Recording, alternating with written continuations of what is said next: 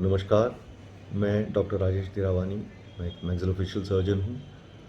और आज विश्व तंबाकू निषेध दिवस के उपलक्ष्य में आप सबको कुछ तंबाकू, चाहे वो च्यूएबल फॉर्म में हो, चाहे स्मोकिंग फॉर्म में हो, उसके बारे में कुछ जानकारी देना चाहता हूँ। आप सबको विदित ही है कि हमारे देश में पान मसाला और तंबाकू मिश्रित पान मसाला इत्यादि का बहुतायत से चलन है। चाहे आप बुज़ुर्ग लें, महिला लें, पुरुष लें या इवन छोटे बच्चे लें, इन सब में पान मसाला का चलन बहुत ज़्यादा हो चुका है और उसके इल इफ़ेक्ट्स भी बहुत ज़्यादा हैं। पान मसाला सुपारी के साथ में जो उसमें जो रिफाइंड एल्कोलाइड्स रहते हैं, उसकी वजह से मुंह की जो त्वचा है, म्यूकोज़ा है, वो काफ़ी कड़क होने लगती है, काफ़ी मुंह में छाले होने लगते हैं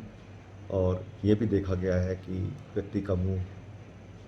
कम खुलना प्रारंभ हो जाता है। जो म्यूकोज़ा की इलास्टिसिटी और प्लायबिलिटी है, वह काफ़ी कम हो जाती है। इन सब वजहों से जो रोग होता है, वो प्री कैंसरस रोग होता है, मुंह का कैंसर होने की बहुत संभावना होती है। इस कंडीशन को ओरल सबम्यूकस फाइब्रोसिस कहते हैं और इसके बाद भी अगर व्यक्ति तंबाकू का सेवन या पान मसाला, जो चाहे तंबाकू मिश्रित हो, बिना तंबाकू का हो, उससे मुख के कैंसर की संभावना बहुत ज़्यादा बढ़ जाती है। दूसरा जो फॉर्म है वह है स्मोकिंग के रूप में, सिगरेट, बीड़ी स्मोकिंग के रूप में। आप सबको मालूम ही है कि स्मोकिंग से पूरे विश्व में लंग कैंसर के केसेस बहुतायत से पाए जाते हैं और लंग कैंसर ही नहीं, स्मोकिंग की वजह से ओरल कैंसर तो होता ही है। कई केसेस में देखा गया है कि लिवर कैंसर, महिलाएं जो स्मोकिंग करती हैं उनमें breast cancer, colon cancer, heart disease, क्योंकि उसमें एथेरोस्क्लेरोसिस होता है हमारी वेसल्स का, तो हार्ट डिजीज़, कोरोनरी डिजीज़ का भी काफ़ी केसेस देखने में आते हैं। और साथ ही इन व्यक्तियों में जो तंबाकू का सेवन किसी भी फॉर्म में करते हैं, उनमें डायबिटीज़ की भी संभावना काफ़ी बढ़ जाती है। और पुरुषों में ये भी देखा गया है कि उनमें इरेक्टाइल डिसफंक्शन भी होने के चांसेस रहते हैं। आप सब जानते ही हैं कि सिगरेट में 2000 से ऐसे हार्मफुल केमिकल्स रहते हैं, जिसमें विशेषकर निकोटीन और उसके साथ ही 1,3 बीटाडीन एंड बेंजीन, इस तरह के कुछ केमिकल्स होते हैं जो हमारे शरीर को बहुत नुकसान पहुंचाते हैं। अगर मैं महिलाओं की बात करूं तो ऐसा पाया गया है कि जो महिलाएं, विशेषकर जो वेस्टर्न वर्ल्ड में जो सिगरेट इत्यादि का सेवन करती हैं, हमारे गांव की महिलाएं जो बीड़ी का सेवन करती हैं, और अब तो यंग जनरेशन में बड़े बड़े शहरों में हमारी बच्चियों में भी सिगरेट स्मोकिंग का चलन काफ़ी बढ़ रहा है। इससे जो नुकसान है वह है, सबसे पहले तो रिड्यूस फर्टिलिटी का चांस रहता है। ये जो महिलाएं हैं, इनको बच्चे को कंसीव करने में परेशानियां होने लगती हैं और यहाँ तक कि जो हार्मोन प्रोडक्शन में भी डिफ़िकल्टी आने लगती है, जिसकी वजह से इनको प्रेगनेंसी में प्रॉब्लम आने लगता है। ऐसी महिलाओं को प्रेगनेंसी होने में भी बहुत प्रॉब्लम रहती है, डिफ़िकल्ट होता है प्रेग्नेंट होना। अब इस तरह की जब प्रॉब्लम बढ़ती हैं तो ये भी देखा गया है कि जो महिलाएं बहुतायत से सिगरेट स्मोकिंग करती हैं और वो प्रेग्नेंट हो भी गई हैं, तो प्लेसेंटा के माध्यम से यह जो निकोटीन है, इसमें फीटस की डेथ या महिला की और बच्चे की, दोनों की डेथ का भी चांसेस देखा गया है। वेस्टर्न वर्ल्ड में कुछ रिसर्च से ये भी पता चला है कि जो महिलाएं बहुतायत से स्मोकिंग करती हैं, टोबैको स्मोकिंग करती हैं, उनमें एक्टोपिक प्रेगनेंसी भी देखी जा चुकी है।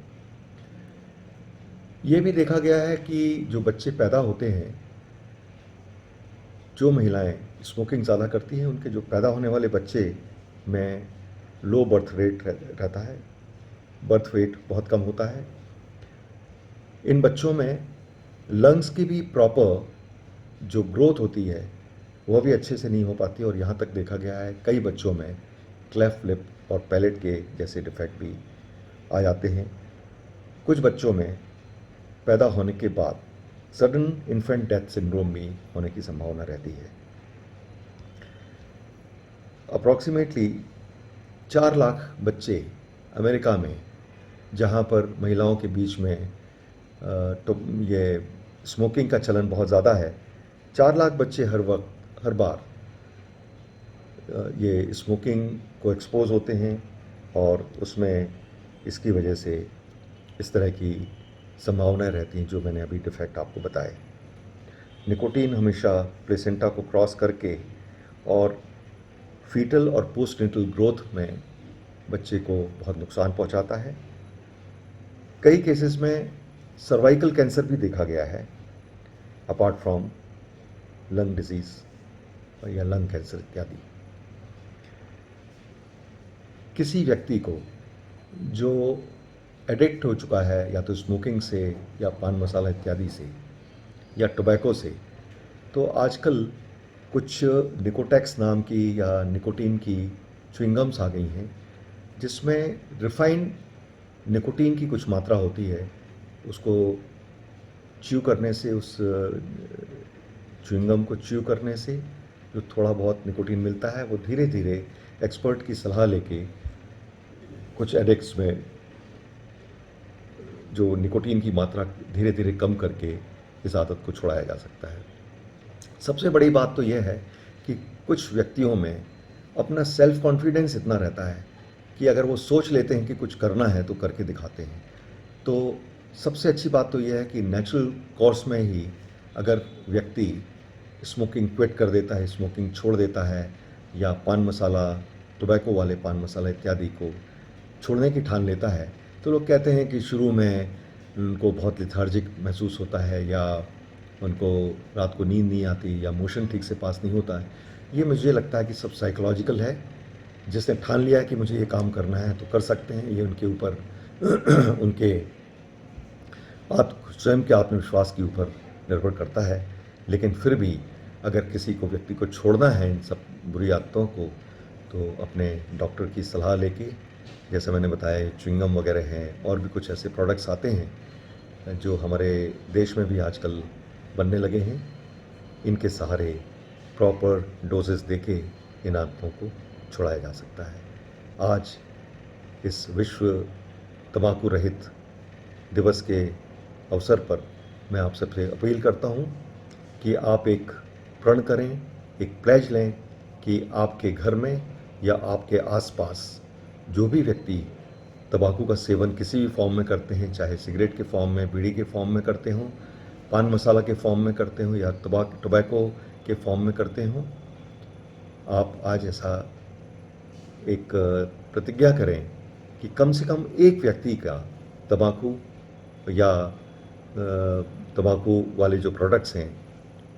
आप उनको समझाइश दें, उनको समझाएं, इसके दुष्परिणामों के बारे में समझाएं, और इसी तरह से हम समाज की एक बहुत बड़ी सेवा कर सकते हैं। प्रण कर लें कि आज हमें एक व्यक्ति का तंबाकू छुड़वाना है या स्मोकिंग छुड़वानी है, तो आज के इस दिवस की सार्थकता हम सिद्ध कर सकेंगे। इन्हीं शब्दों के साथ मुझे सुनने के लिए आप सबका बहुत बहुत धन्यवाद। नमस्कार।